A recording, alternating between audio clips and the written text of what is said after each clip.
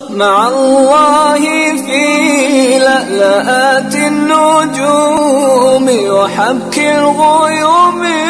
وضوء القمر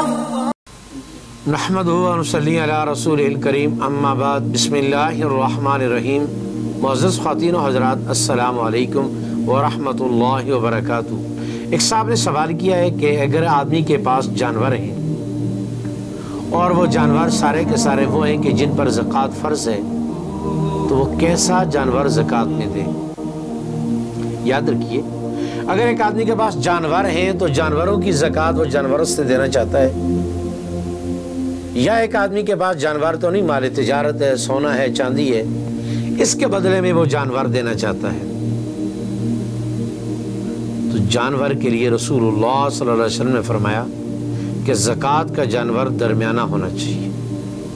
نہ اعلیٰ نسل کا نہ کتنا گھٹیا،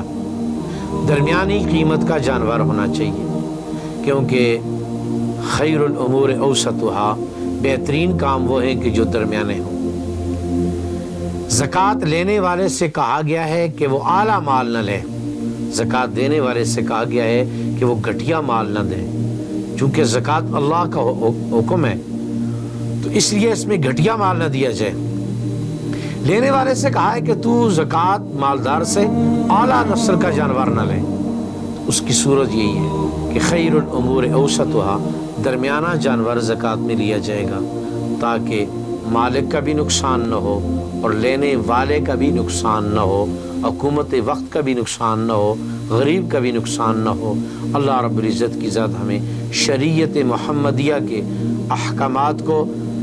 مکمل طور پر مان کر عمل کرنے کی توفیق نصیب فرمائے۔